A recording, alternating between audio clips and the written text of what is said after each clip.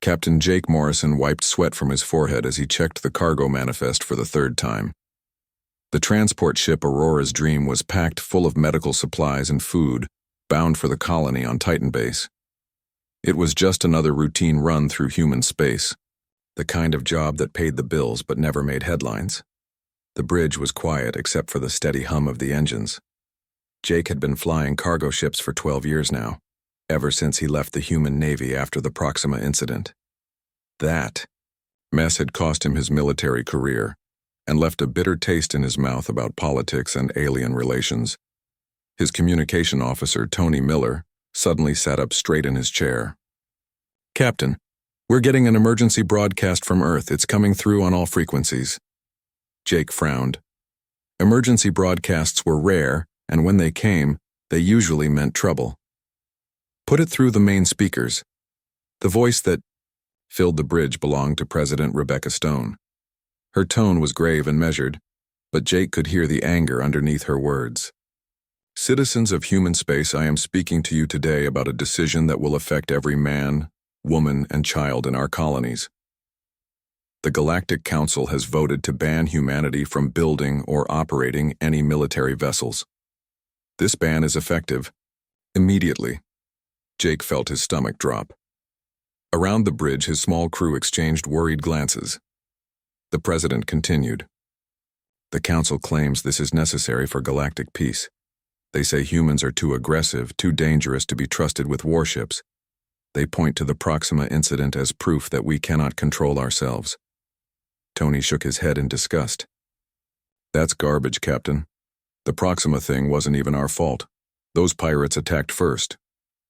Jake raised his hand for silence. He wanted to hear every word.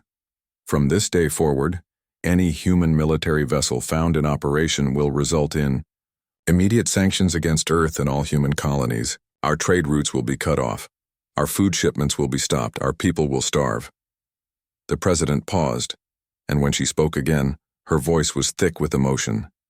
"We have no choice but to comply." The broadcast ended, leaving the War bridge in stunned silence. Meanwhile, 300,000 kilometers away, Admiral Lisa Grant stood in the command center of Earth's primary orbital shipyard. Through the massive viewing windows, she could see the skeletal frames of 3 destroyers that would never be completed. Work crews were already moving to dismantle them under the watchful eyes of alien enforcement ships. The Zentari vessel hovering. Nearby was sleek in silver, its weapon ports clearly visible. Its captain had delivered the Council's ultimatum personally just hours earlier. Admiral Grant could still picture his cold, reptilian face as he spoke in perfect English. "Your species has proven itself unfit for military responsibility," the alien had said. "The galaxy will be safer without human warships polluting space." Grant clenched her fists as she watched decades of shipbuilding expertise being torn apart. The workers looked defeated, their heads down as they followed orders to destroy their own creations. These were the same people who had built the ships that defended Earth during the Kepler War. Now they were being treated like children who couldn't be trusted with dangerous toys. Her aide, Colonel Sarah Davis, approached with a tablet full of reports. "Ma'am, we're getting confirmation from all sectors. The alien enforcement fleets are in position. They're scanning every human vessel in space." "What about our existing military ships?" Grant asked. "They're being escorted to designated scrapyards. The aliens are being very thorough." Sarah's voice was bitter. "They're even taking our patrol boats and customs cutters." On the mining colony of New Denver, engineer Pete Collins was having the worst day of his career. He had been monitoring the asteroid belt for valuable minerals when his sensors picked up something that made his blood run cold. The energy signatures were unlike anything in the human database. They weren't from any known alien species either. The patterns were too organized to be natural phenomena, but too strange to be familiar technology. Pete ran the scans 3 more times, hoping he was wrong. Each time, the results were the same. Something was out there in the dark between the stars, and it was moving toward human space. He rushed to find Amy Rodriguez, the colony's administrator. She was in her office, staring at a news report about the weapons ban. "Amy, you need to see this," Pete said, dropping the data pad on her desk. Amy looked up with tired eyes. If it's about the ban, I already know. We're supposed to turn over our mining ship's defensive systems by tomorrow. It's not about the ban. Look at these readings. Amy studied the data, her expression growing more concerned with each line. What am I looking at, Pete? Energy signatures from the outer system. They showed up 3 days ago and they're getting stronger. The pattern suggests some kind of propulsion system, but it's nothing I've ever seen before. Amy leaned back in her chair. Could be a new alien species making contact? Pete shook his head. I don't think so. The energy output is massive, and there are dozens of these signatures. If they're ships, they're big ones. And Amy... He paused, meeting her eyes. They're all heading straight for us.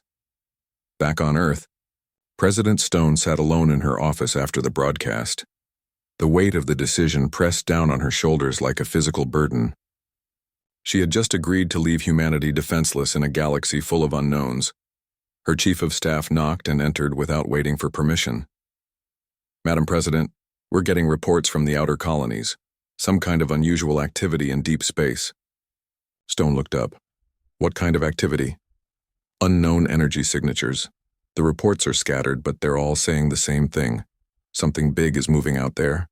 The president felt a chill run down her spine. How long until we know what it is? Our deep space monitoring stations estimate 3 to 6 months before whatever it is reaches the outer colonies. Stone closed her eyes. 3 to 6 months, and humanity would face it without a single warship to defend themselves. The aliens had taken away their weapons just when they might need them most. In the depths of space, far beyond the reach of human or alien sensors, massive shapes moved through the darkness. They had been traveling for years, following the electromagnetic signatures of populated worlds. Soon, they would reach their destination, and when they did, they would do what they had done to 100 other species across the galaxy. They would harvest everything. 6 months had passed since the weapons ban, and Commander Rick Hayes sat in the shadows of an abandoned mining facility on Luna. The place had been shut down for years, which made it perfect for secret meetings. Tonight, 15 people had gathered in the old break room, their faces lit only by the glow of portable work lights. Rick looked around the room at the faces he had come to trust. These were former military officers, engineers, and colonial leaders who refused to accept humanity's forced weakness. They all shared the same burning anger at being left defenseless while unknown threats moved through space. Danny Clark, a shipwright who had built destroyers before the ban, spoke first. The alien patrols are getting more frequent. They're scanning every human facility twice a week now. If we're going to do this, we need to be smarter than ever. Kate Williams, who had been a tactical officer before the ban, nodded in agreement. I've been studying their patrol patterns. They're predictable. The Zentari ships follow the same routes every time. We can work around that. Alex Turner, who managed supply chains for the outer colonies, spread a data pad on the table. I've been quietly moving resources for months. Raw materials, electronics, skilled workers. Everything we need is already in place, scattered across a dozen different locations. Rick stood up and activated a holographic display. It showed the asteroid belt between Mars and Jupiter, with dozens of mining platforms marked in blue. This is our answer. The aliens think these are just civilian mining operations. They barely pay attention to them. He pointed to 3 specific platforms. These installations are perfect. They're far from the main shipping lanes. They have all the industrial equipment we need, and they're already staffed with people who know how to keep their mouths shut. Mary Johnson, an engineer who had designed warship systems before the ban, leaned forward with excitement. I've been working on something that could change everything. What if we built ships that don't look like warships at all? She activated her own display, showing a ship design that looked like a standard cargo hauler. This appears to be a normal freight vessel, but watch this. The hologram shifted, revealing hidden weapon ports, retractable armor plating, and concealed engine systems. It can transform from a civilian ship to a battle cruiser in under 10 minutes. The room erupted in excited whispers. Amy Rodriguez, who had traveled from New Denver Colony, smiled for the first time in months. My people could help build these. We have the best mining equipment in human space. We know how to make things that look simple but work like magic. Rick felt hope building in his chest. We call it Project Defiance. We're going to build a fleet right under their noses. Over the next few weeks, the plan began to take shape. Former military personnel took jobs on mining platforms and cargo ships. Engineers found reasons to visit asteroid facilities. Supplies moved through legitimate trade routes, but ended up in secret storage areas. Mary Johnson worked 18-hour days designing modular ship components. Each piece could be built separately and transported as mining equipment or cargo ship parts. When assembled, they would create the most advanced warships humanity had ever produced. Pete Collins, still working on New Denver, became their eyes and ears in the outer system. His daily reports showed that the mysterious energy signatures were getting stronger. Whatever was coming their way, it was big, and it was getting closer. The first real test came when Danny Clark's team finished their prototype ship. They had built it inside Asteroid Station 7, a mining platform that officially processed ice for water. The ship looked exactly like a bulk cargo hauler from the outside, complete with fake shipping containers and civilian identification codes. Danny ran his hand along the ship's hull with pride. She's called the Freedom's Edge. Looks like she can barely outrun a space turtle, but she's got enough firepower to take on a Centauri cruiser. The ship's weapons were hidden inside what appeared to be cargo containers. Its armor looked like standard civilian plating but could stop military-grade weapons. Its engines were disguised as industrial equipment but could accelerate faster than most military vessels. Kate Williams had been training crews in secret combat maneuvers. They practiced in empty sections of asteroid belt, using mining ships and cargo haulers to simulate battles. The alien patrols never suspected that routine mining operations were actually military exercises. "We're learning to fight dirty," Kate explained to a group of new recruits. "The aliens expect us to fight like them, with big obvious warships in straight lines. We're going to hit them from directions they never expect, using ships they never see coming." The operation faced its biggest challenge when Galactic Council Inspector Vex High announced a surprise inspection of human facilities. The four-armed alien was known for his thoroughness and his hatred of humans. If anyone could discover their secret, it would be him. Rick got the warning with only 6 hours to prepare. "All teams, this is Code Red. The inspector is heading for Asteroid Station 7 first. We need to make the Freedom's Edge disappear." The next few hours were frantic. Danny's crew quickly dismantled the weapon systems and hid them inside legitimate mining equipment. The ship's military-grade hull plating was covered with fake rust and civilian markings. By the time Vex High arrived, the Freedom's Edge looked like just another broken-down cargo hauler waiting for repairs. Inspector Vex High prowled through the station like a predator searching for prey. His 4 eyes missed nothing as he examined every piece of equipment, every work order, every person on the platform. "These humans claim to be mining ice," he told his assistant in his clicking alien language. "But their power consumption is too high for simple ice processing." Danny Clark, pretending to be a maintenance worker, wiped grease on his hands and approached the inspector. "Excuse me, sir. If you're wondering about the power usage, it's because of the old equipment. These machines are 20 years past their replacement date. They eat power like crazy, but the company won't buy new ones." Vex High studied Danny with cold alien eyes. "Show me these inefficient machines." For the next 2 hours, Danny led the inspector through a carefully planned tour of genuinely old and broken mining equipment. Every piece of military hardware was hidden behind legitimate civilian machinery. The Freedom's Edge sat in the repair bay, looking like it belonged in a scrapyard rather than a battle fleet. When Vex High finally left, he filed a report describing human mining operations as pathetically primitive but harmless. He recommended reducing the frequency of inspections since humans clearly lacked the capability to threaten anyone. That night, Rick Hayes received reports from all the secret facilities. The inspection had been passed with flying colors. Project Defiance was safe to continue. But Pete Collins sent a message that made everyone's blood run cold. The energy signatures from deep space had suddenly multiplied. What had been dozens of contacts was now hundreds. And they were accelerating toward human space faster than ever before. Whatever was coming Humanity had maybe 2 years to prepare. 2 years to build a secret fleet that could save them all. 2 years had passed since Project Defiance began, and Captain Sam Brooks stood on the bridge of what looked like an ordinary cargo ship. The Liberty's call appeared to be hauling mining equipment to the outer colonies, but Sam knew better.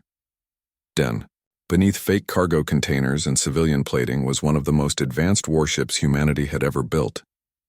Sam checked his instruments as they moved through the asteroid belt. Around him, 49 other ships traveled the same route, all disguised as civilian vessels. To any watching alien patrol, they looked like a normal trade convoy. In reality, they were humanity's secret fleet, ready for war. The ships were amazing, pieces of engineering. Mary Johnson had outdone herself with the modular design. Each vessel could change from innocent cargo hauler to deadly warship in minutes. Their weapons were hidden inside fake shipping containers. Their armor looked like standard civilian hull plating but could stop alien military fire. Their engines appeared to be simple commercial drives but could outrun anything the Galactic Council had. Sam's communication officer, Lisa Park, turned from her station with a worried expression. "Captain, we're getting another report from Pete Collins on New Denver. The energy signatures are stronger than ever." Sam frowned. Pete had been tracking the mysterious contacts for 2 years now. What had started as a few dozen unknown ships had grown into hundreds, maybe thousands, and they were getting closer to human space every day. "Put him through," Sam ordered. Pete's voice crackled over the secure channel. "Sam, this is bad. Really bad. I'm reading massive energy spikes from the outer system. Whatever these things are, they're huge. Some of the signatures are as big as space stations." Sam felt his stomach tighten. "How long until they reach us?" "At their current speed, maybe 3 months. But Sam, there's something else. I've been analyzing their movement patterns and they're not random. These things are heading straight for populated worlds. They know exactly where our colonies are." After ending the call, Sam immediately contacted Rick Hayes at the secret command center on Luna.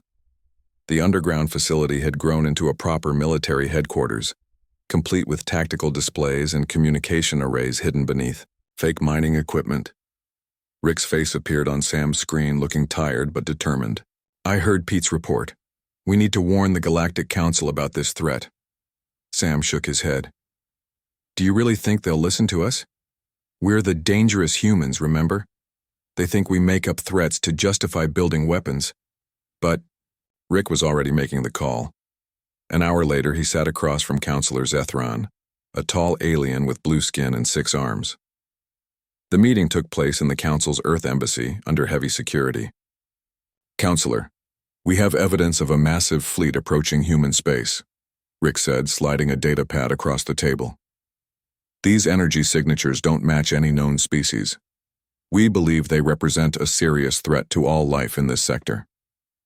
Zethron barely glanced at the data before pushing it back. "Commander Hayes, your species has a history of creating imaginary enemies to justify military buildup. The Council's sensors show nothing unusual in deep space."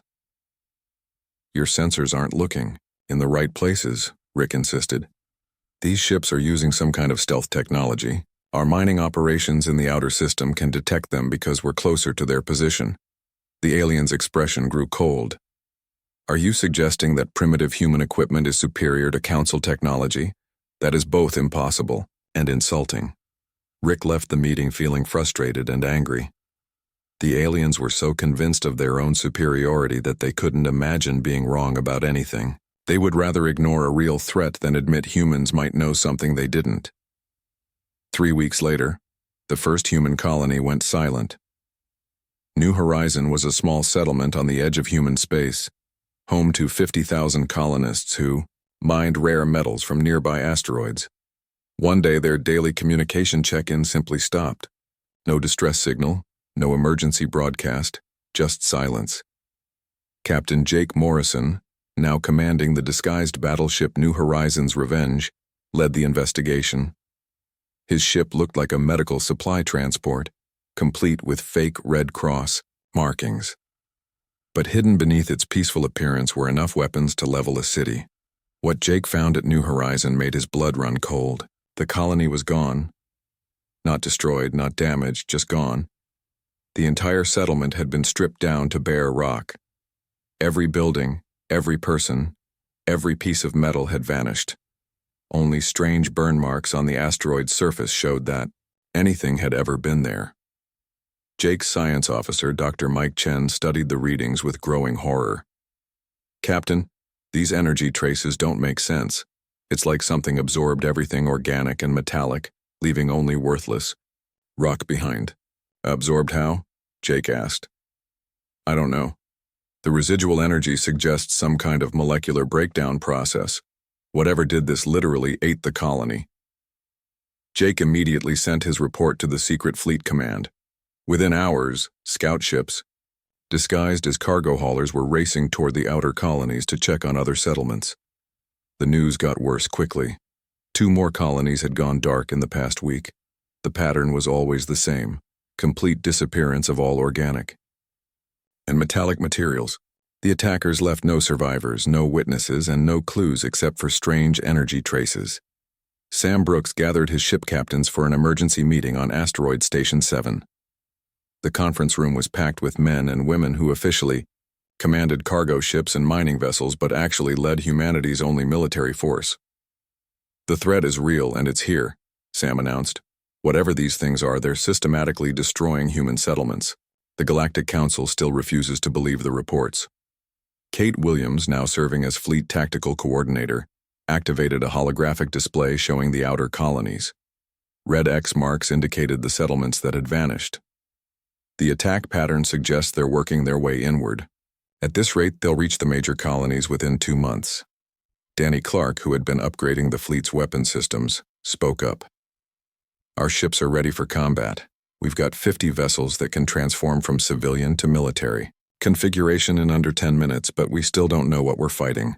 That question was answered the next day when Captain Morrison's ship encountered the enemy directly. Jake was investigating the remains of Port Stevens colony when his sensors detected massive energy signatures approaching fast. "All hands to battle stations," he ordered. "This is not a drill." The New Horizons Revenge quickly transformed from medical transport to warship. Fake cargo containers split open to reveal weapon turrets. Civilian hull plating retracted to expose military-grade armor. The ship's true identity emerged like a butterfly from a cocoon. What Jake saw on his main screen made him understand why the colonies had vanished so completely. The enemy ships looked like nothing he had ever imagined. Massive geometric structures that seemed to bend light around them. They moved with perfect coordination, like parts of a single organism. "Captain," his communication officer called out, "I'm picking up transmissions from those ships. They're not using any known language protocol." "Let me hear it," Jake ordered.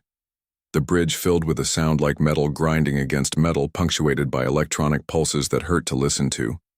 But underneath the alien noise, Jake could hear something that chilled him to the bone. The sound was rhythmic, purposeful, almost like a marching song. "They're machines," Dr. Chen whispered. "Artificial intelligences. That's why they can absorb everything organic and metallic. They're converting our colonies into raw materials for themselves." Jake gripped his command chair as the enemy ships moved closer. "Send a message to Fleet Command. Tell them we found our enemy. And tell them we're about to find out if our secret fleet is good enough to save humanity." The first battle of the war was about to begin, and humanity was still officially defenseless according to galactic law. But the machines didn't care about laws or councils or alien politics. They only cared about consumption, and Earth looked like their next meal. The machine ships moved like deadly dancers through space, their dark hulls reflecting no light as they approached Captain Jake Morrison's position. Jake watched them on his screen and felt his hands shake slightly. These weren't like any enemy humanity had ever faced before. "Fire all weapons," Jake ordered. The New Horizons Revenge unleashed everything it had. Railgun rounds screamed through space at incredible speed, followed by energy beams that could cut through asteroid rock like paper. The weapons struck the lead machine ship and exploded in brilliant flashes of light. When the explosions faded, Jake's heart sank. The enemy ship was completely undamaged, its dark hull hadn't even been scratched. "Captain, his weapons officer called out. Our shots didn't do anything. It's like they just absorbed the energy. The machine ships returned fire with beams of pure destruction that tore through space like lightning. Jake's ship shook violently as the enemy weapons struck their shields. Warning alarms screamed throughout the bridge. Shields down to 60%, reported his engineer. Whatever they're using, it's incredibly powerful. Jake grabbed his communication device. All human ships, this is Morrison. The enemy is here and they're tougher than we thought. We need backup now. Across human space, Admiral Lisa Grant received Jake's emergency call in her command center on Earth. She had been waiting for this moment for 2 years, hoping it would never come but knowing it was inevitable. Activate Operation Sunrise, she ordered. Send the signal to all ships. The coded message went out on every frequency, reaching cargo ships and mining vessels throughout the solar system. The message was simple but changed everything. The mask comes off. Show them who we really are. Captain Sam Brooks was hauling fake mining equipment near Jupiter when he received the signal. He smiled grimly and turned to his crew. Ladies and gentlemen, it's time to stop pretending. The Liberty's call began its transformation. Cargo containers split apart to reveal weapon turrets. False hull plating retracted to show heavy armor beneath. The ship's engines roared to life with power that no civilian vessel should possess. Within minutes, Sam's cargo hauler had become a ship of war. All across human space, the same transformation was happening. 50 ships that had looked harmless and weak suddenly revealed their true nature. Mining vessels sprouted missile launchers. Medical transports extended energy cannons. Cargo haulers showed the teeth they had been hiding for 2 years. The Galactic Council's monitoring stations went crazy with alerts. Counselor Zethran stared at his screens in shock as human ships that shouldn't exist appeared on his sensors. This is impossible, he whispered to his aide. The humans were banned from building warships. Where did all these vessels come from? His aide checked the readings again. Sir, our sensors show these ships have been operating in human space. For months, maybe years. They were disguised as civilian vessels. Zethran felt his 6 arms tremble with rage. The humans lied to us. They violated the ban and built a secret fleet. But there was no time to worry about broken laws. The machine ships had detected the new human warships and were moving to attack them. The mechanical invaders didn't care about politics or treaties. They only wanted to consume everything in their path. Captain Morrison found himself in the middle of the largest space battle in human history. His ship dodged and weaved between enemy fire while more human vessels arrived to join the fight. The secret fleet that had been built in hidden asteroid bases was finally showing its true power. Kate Williams, coordinating the battle from her command ship, watched the tactical display with growing excitement. The human ships were fighting like nothing the galaxy had ever seen before. Instead of forming neat battle lines like alien fleets, they attacked from every direction at once. Use Pattern 7, she ordered over the communication system. Hit them from above and below simultaneously. The human ships split into small groups and attacked the machine fleet from multiple angles. Their unconventional tactics confused the enemy, whose rigid programming hadn't prepared them for such chaotic warfare. Danny Clark, monitoring the battle from his engineering ship, made a crucial discovery. Kate, I'm analyzing the enemy fire patterns. Their weapons are designed to fight traditional alien ships that use energy shields. But our armor is different. What do you mean? Kate asked. Our armor is physical metal, not energy barriers. Their weapons are calibrated wrong for our defenses. If we angle our ships correctly, we can deflect most of their fire. Kate immediately passed the information to all human captains. Soon the secret fleet was using techniques no alien military had ever seen. They flew their ships sideways and upside down, using their angled armor to bounce enemy fire harmlessly into space. The tide of battle began to turn. Human railgun rounds designed to punch through solid armor proved devastatingly effective against the machine ship's hulls. While alien energy weapons had been absorbed harmlessly, human kinetic weapons tore massive holes in enemy vessels. Sam Brooks led a squadron of 5 disguised battleships in a flanking attack that caught a group of machine ships completely off guard. Remember your training, he told his pilots. We're not fighting like gentlemen. We're fighting to survive. The human ships attacked like pack hunters, swarming individual enemy vessels and tearing them apart with focused fire.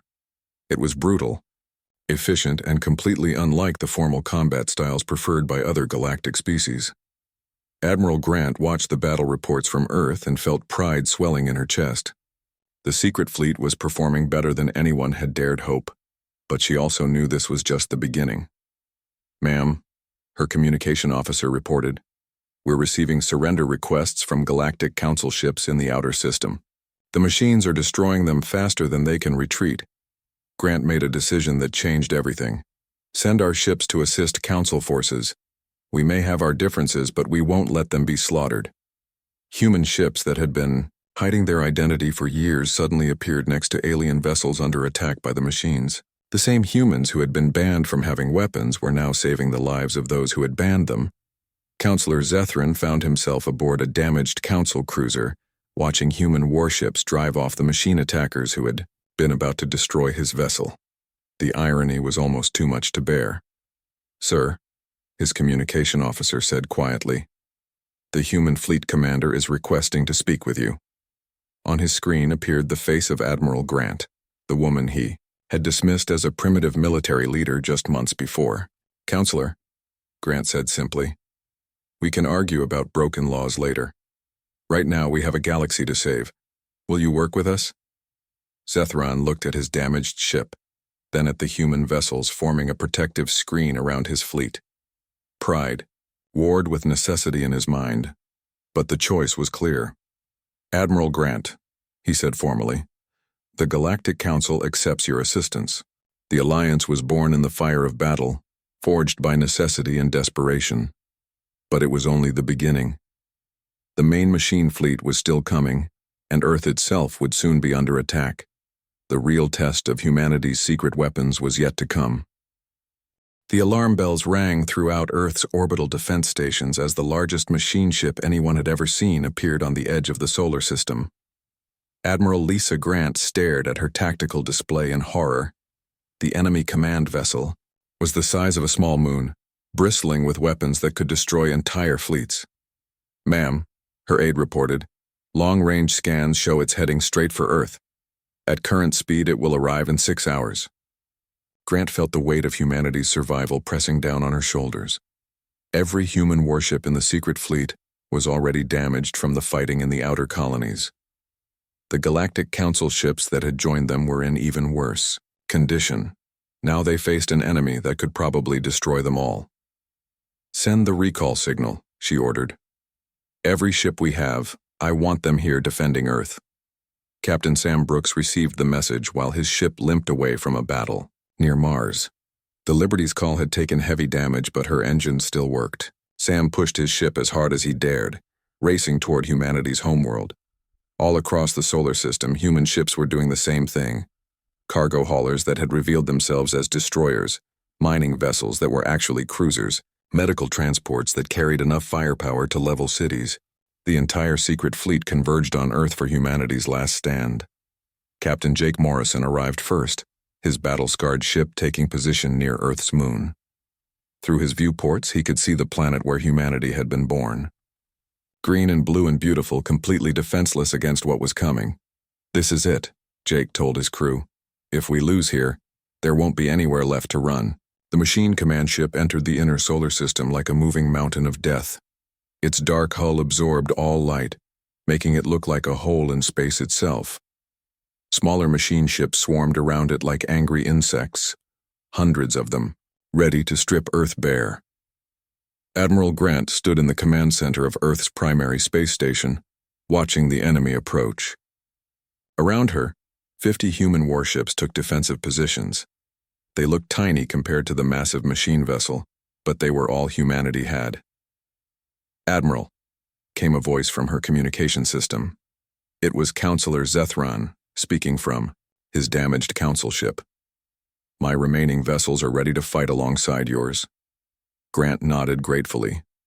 The alien ships might be badly damaged, but every weapon counted in this final battle. Mary Johnson, the engineer who had designed the modular ship systems, watched from her engineering vessel as the battle began. She had one last trick to play, something she had been working on in secret for months. All ships, she broadcast on the fleet frequency. "Initiate Docking Protocol 7. Jake Morrison frowned at the order. Docking Protocol 7? We're in the middle of a battle. But his ship's computer was already responding to Mary's signal. Mechanical arms extended from the Liberty's call and reached toward Jake's vessel. Similar arms were extending from every human ship in the fleet. "What's happening?" Sam Brooks asked as his ship was grabbed by the extending arms. Mary's excited voice filled the communication channels. "We're linking together. Every ship in the fleet, becoming one massive weapons platform." The human ships began connecting like pieces of a giant puzzle. Their modular design, originally meant to help them transform from civilian to military configuration, now allowed them to literally join together into a single enormous vessel. The machine command ship fired its main weapon, a beam of pure destruction that could have vaporized any normal fleet. But the linked human ships presented their combined armor as a single surface, angled to deflect the massive energy blast into empty space. Kate Williams, coordinating from the center of the linked fleet, felt the power of 50 ships flowing through her tactical systems. "All weapons target the enemy command ship. We're going to hit it with everything we've got." The combined human fleet unleashed a storm of railgun rounds, energy beams, and missiles that lit up space like a new sun. The coordinated fire from 50 ships struck the machine command vessel and finally penetrated its seemingly invincible armor. But the machine ship was far from defeated. It began to change shape, revealing hidden weapon ports and additional armor sections. Smaller machine ships swarmed toward the linked human fleet like a cloud of metal death. Captain Morrison, trapped in the middle of the linked ships, made a desperate discovery. "Kate, I'm picking up something strange. The machine ships are all transmitting on the same frequency." "What kind of transmissions?" Kate asked. Jake studied his readings carefully. "It's like they're all connected to each other, sharing information, instantly." "But Kate, there's something else. The frequency they're using is almost identical to our communication systems." Dr. Mike Chen, working frantically at his science station, suddenly understood. "That's it. That's their weakness. They're all networked together, but they're using a frequency that human communication equipment naturally interferes with." Kate realized what he meant immediately. "All ships, switch your communication systems to maximum power and broadcast. On all frequencies, we're going to jam their network." The human fleet filled space with radio waves, communication signals, and electronic noise. It was the kind of electromagnetic chaos that human technology had always produced. The reason aliens considered human equipment primitive and messy. But the machine ships, dependent on their perfect network connection, began to falter. Their coordinated attacks became confused and random. Ships that had moved like parts of a single organism now stumbled around like lost children. Sam Brooks, watching from his position in the linked fleet, laughed with amazement. "They can't handle our messy human technology. It's scrambling their perfect machine brains." The tide of battle turned completely. Machine ships that had been invincible when working together became easy targets when confused and isolated. The human fleet, still linked together as one massive weapons platform, systematically destroyed the enemy vessels one by one. The machine command ship, cut off from its support vessels, tried to retreat. But Captain Morrison had one more surprise waiting. "Admiral Grant," Jake called over the communication system. "I'm reading massive power buildup in the enemy ship. I think it's going to self-destruct and take us all with it." Admiral Grant made the hardest decision of her life. "All ships, prepare for ramming speed. We're going to stop that thing before it can explode." The linked human fleet, 50 ships moving as one, accelerated toward the machine command vessel. The enemy ship fired desperately, but its weapons couldn't stop the massive combined vessel bearing down on it. The collision was like two mountains crashing together. The machine command ship cracked and broke apart, its self-destruct sequence interrupted by the devastating impact. Explosions rippled across its hull as internal systems failed and overloaded. When the light faded, the machine fleet was gone. Debris scattered through space like metallic snow, but the threat was finally over. Admiral Grant stood in the command center, hardly believing they had won. Around Earth, The linked human ships were separating back into individual vessels, their secret revealed, but their victory complete. Counselor Zethran's voice came over the communication system, full of respect and gratitude. Admiral Grant, on behalf of the Galactic Council, I formally apologize for our treatment of humanity. Your ships have saved us all. Grant smiled wearily. Counselor, we didn't build these ships to threaten anyone. We built them because we knew threats were out there waiting for us to be weak. 3 months later, Admiral Grant stood on the bridge of the Defiant Spirit, humanity's first officially sanctioned warship. The Galactic Council had not only lifted the weapons ban but had asked humans to lead the galaxy's defense forces. Pete Collins, now promoted to Fleet Intelligence, approached with a new report. Admiral, we're detecting unusual energy signatures from the galactic rim, different from the machines but just as large. Grant looked out at the stars and felt no fear, only determination. Then we'll be ready for them too. That's what humans do. We prepare for the threats others can't see, and we protect those who can't protect themselves. The secret fleet had become the Guardian Fleet, and humanity had earned its place among the stars not through conquest, but through the courage to stand against the darkness that threatened them all.